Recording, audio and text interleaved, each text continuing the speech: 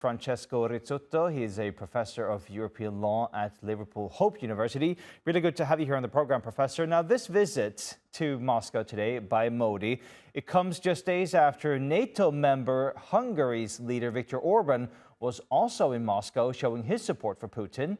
What's your analysis here of these two visits to Moscow? What are Orban and Modi trying to achieve? Good morning, everybody, or good afternoon. Well, I think that Orban is trying to showcase grandstand, if you like. He doesn't speak for the European Union and certainly doesn't speak for NATO.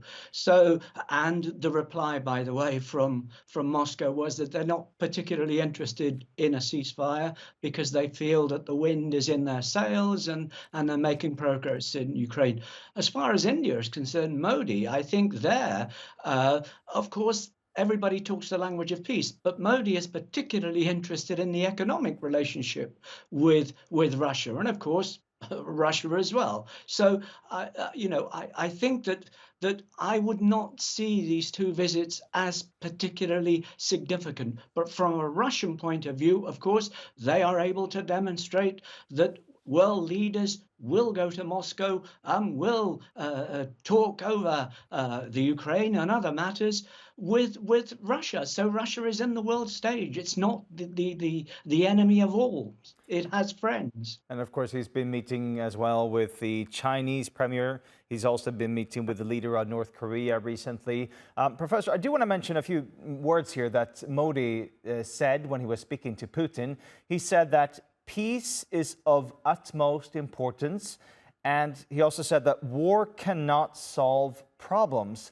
And he also talked about how his heart pains when he sees innocent children murdered.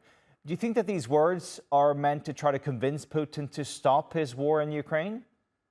Well, I dare say they're words that have good intentions, of course. But frankly, Putin is not interested. We need to be clear about this.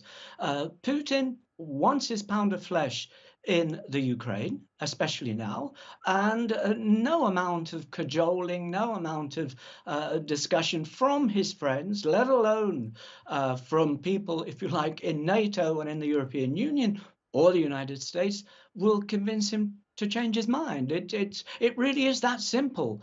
So these are great words, but in reality, we saw what happened in Moscow. By the way, it was no coincidence that the missile strike actually happened 12 hours before the Washington meeting. So I think people have got to appreciate that in many ways, Mr. Putin is playing a game of the 20th century, not the 21st.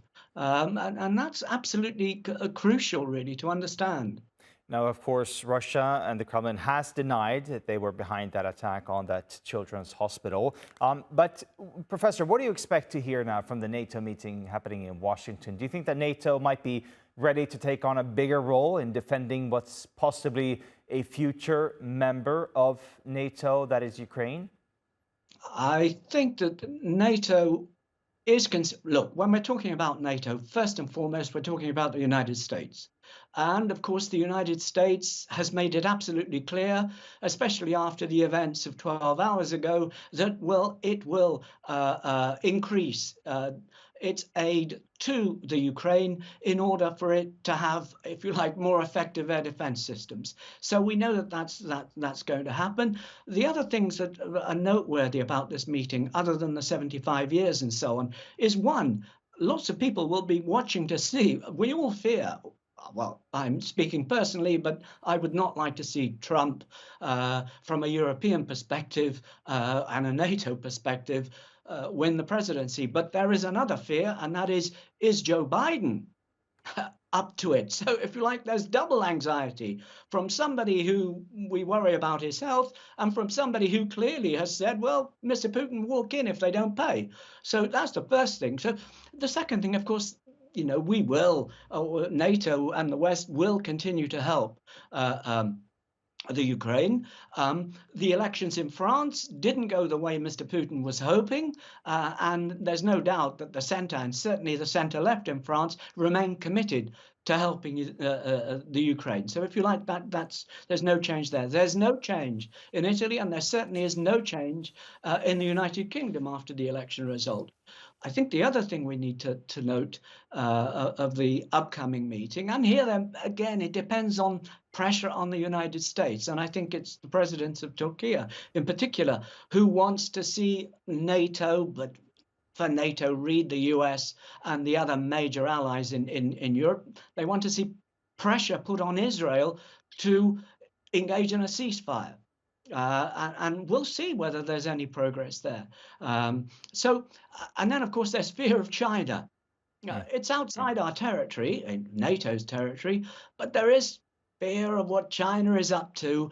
And here, I would imagine that there will be words spoken to sort of make clear to China not too far, not to push it too far. Plenty of major issues to discuss there at this NATO summit in Washington. Professor Rizzuto, always good to have you here on the program. Thank you so much.